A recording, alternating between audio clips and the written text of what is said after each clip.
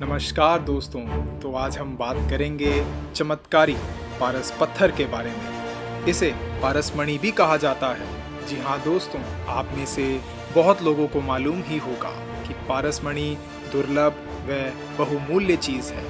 चमत्कारी पारसमणि की यह मान्यता है कि लोहे को इस मणि से स्पर्श कराने पर लोहा भी सोना बन जाता है, और यह भी मान्यता है कि इसे पाने वाला इंसान हमेशा के लिए अमर हो जाता है। पर क्या आप जानते हैं कि यह मणि रामायण और महाभारत काल में भी इस्तेमाल हुई है? जी हाँ दोस्तों, मैं आज आपको बताने वाला हूँ कि यह मणि किसने इस्तेमाल की और इसमें कितनी शक्तियाँ होती हैं। साथ ही साथ यह भी बताने वाला हूँ कि आज यह पारसमणि कहाँ रखी हुई है। वीडियो शुरू करने से पहले आप सभी से अनुरोध है कि आप इस वीडियो को लाइक और इस चैनल को सब्सक्राइब ज़रूर करें। आप में से कई लोग वीडियो तो देखते हैं पर सब्सक्राइब नहीं करते हैं। मैं आग्रह करता हूं कि आप सभी इस चैनल को सब्सक्राइब करें और बेल आइकन को नोटिफिकेशन के लिए ज़रूर दबाएं। वेद, रामायण, महाभारत और पुराणों में कई तरह की चमत्कारिक मणियों का जिक्र मिलता है। पौराणिक कथाओं में सर्प के सिर पर मणि होने का उल्लेख मिलता है। मणियों की आभा से हर समय प्रकाशित भी रहता है। माना जाता है कि सभी तरह की मणियों पर सर्पराज वासुकी का अधिकार है। मणि एक प्रकार का चमकता हुआ पत्थर होता है। मणि को हीरे की श्रेणी में भी रखा जा सकता है। मणि होती थी, यह भी अपने आप में एक रहस्य ही है। जिसके भी पास यह मणि होती थी वह कुछ भी कर सकता था। तो अब हम पहले रहस्य की बात करेंगे, जो कि रामायण काल से जुड़ा पारसमणि का रहस्य है। राजस्थान के अलवर शहर से करीब 3 किलोमीटर दूर स्थित एक गांव का संबंध लंकापति रावण से बताया जाता है। जैन शास्त्रों की माने तो रावण यहाँ भगवान शंकर के स्वरूप पार्श्वनाथ की पूजा करने आया था। यहीं उसे तपस्या के बाद पारस पत्थर मिला था। मान्यता है कि पारस पत्थर के संपर्क से लोहा भी सोना बन जाता है। अलवर शहर से 3 किलोमीटर दूर रावण देहरा गांव में आज भी प्राचीन जैन मंदिर के भग्नावशेष मिलते हैं। कहते हैं कि इस मंदिर का निर्माण रावण ने खुद करवाया था। रावण और उसकी पत्नी मंदोदरी जब यहाँ पार्श्वनाथ की पूजा के लिए आए थे और पूजा में लीन थे, तभी इंद्रदेव प्रकट हुए और पार्श्वनाथ भगवान की पूजा कर चमत्कारिक पारस पत्थर का वरदान लेने को कहा।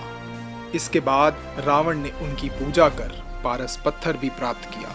इस चमत्कारिक पत्थर के संपर्क में लोहा भी सोना बन जाता था। रावण ने लोहे से सोना बनाया और स्वर्ण नगरी का निर्माण करवाया। रावण देहरा गांव के जैन मंदिर की मूर्तियों को बीरबल मोहल्ले में स्थित जैन मंदिर में रखा गया था। इस मंदिर को रावण पार्श्वनाथ मंदिर कहा जाता है। तो दोस्तों, अब हम बात करेंगे दूसरे रहस्य के बारे में, जो महाभारत काल से जुड़ा पारसमणि का रहस्य है। द्रोणाचार्य के पुत्र अश्वत्थामा के पास एक चमत्कारी मणि थी, जिसके बल पर वह बहुत शक्तिशाली और अमर हो गए थे। अश्वत्थामा द्रोणाचार्य के पुत्र थे।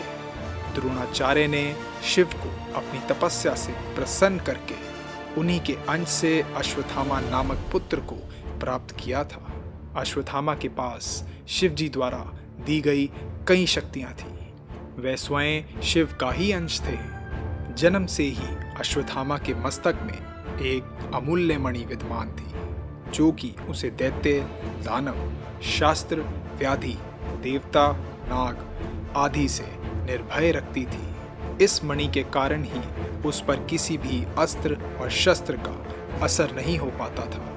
द्रौपदी ने अश्वत्थामा को जीवन दान देते हुए अर्जुन से उसकी मणि उतार लेने का सुझाव दिया। अतः अर्जुन ने इनकी मुकुट मणि लेकर वरदान दे दिया। अर्जुन ने यह मणि द्रौपदी को दे दी, जिसे द्रौपदी ने युधिष्ठिर के अधिकार में दे दी। युधिष्ठिर के पास से यह मणि किसके पास चली गई, इसका कोई उल्लेख नहीं मिलता है। शिव महापुराण के अनुसार अश्वत्थामा आज भी जीवित हैं और वह गंगा के किनारे ही निवास करते हैं।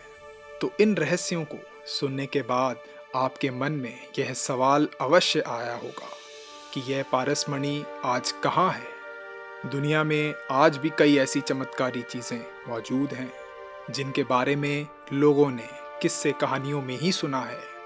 ऐसा ही एक चमत्कारी पत्थर है जिसे पारस पत्थर कहा जाता है, जिसके बारे में आपने कई कहानियां सुनी होंगी, लेकिन आज तक इस पत्थर को कोई नहीं ढूंढ पाया है। आप यह जानकर हैरान रह जाएंगे कि एक किले में इसके होने का दावा भी किया जाता है। यही वजह है कि हर साल किले में लोग खुदाई करने पहुंच जाते हैं।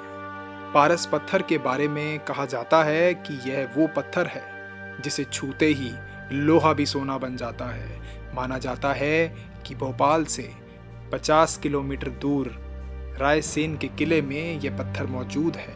कहा जाता है कि इस किले के राजा के पास पारस पत्थर मौजूद था। कहा जाता है कि इस पत्थर के लिए कई बार युद्ध भी हुए, लेकिन जब इस किले के राजा को लगा कि वह यह युद्ध हार जाएंगे तो उन्होंने पारस पत्थर को किले में मौजूद तालाब के अंदर फेंक दिया।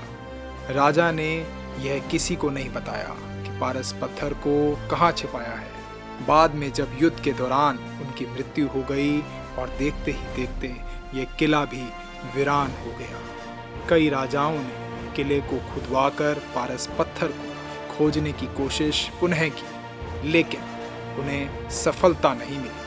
आज भी कई लोग यहाँ रात के समय पारस पत्थर की तलाश में तांत्रिकों को अपने साथ लेकर जाते हैं, लेकिन उन्हें निराशा ही हाथ लगती है। इस किले और पारस पत्थर को लेकर यह कहानी भी प्रचलित है कि यहाँ पत्थर को ढूंढने आने वाले कई लोग अपना मानसिक संतुलन भी खो चुके हैं, क्योंकि पारस पत्थर की रक्षा एक जिन करता है। हालांकि पुरातत्व विभाग को अब तक ऐसा कोई भी सबूत नहीं मिला है जिससे पता चले कि यह पारस पत्थर इसी किले में मौजूद है, लेकिन कई सुनी कहानियों की वजह से लोग चोरी छिपे यहाँ पारस पत्थर की तलाश में पहुँच ही जाते हैं। तो आखिर में हम बात करेंगे कि पारसमणि के बारे में कहा जाता है कि यह जिसके पास भी होती है उसकी किस्मत बदल जाती है। कहते हैं कि पारसमणि में अलौकिक शक्तियाँ भी होती हैं। उसकी चमक के आगे हीरा भी फीका पड़ जाता है। मान्यता अनुसार पारसमणि जिसके पास भी होती है उसमें भी अलौकिक शक्तियाँ आ जाती हैं और वह आदमी भी दौलतमंद हो जाता है। मणि का होना उसी तरह है जिस तरह की अलादीन का चिराग का होना। तो दोस्तों, वास्तव में यह पारसमणि यदि आपके पास भी होती तो आप क्या करते? नीचे दिए गए कमेंट बॉक्स में कमेंट करके अपनी राय ज़रूर बताएं। Thank you.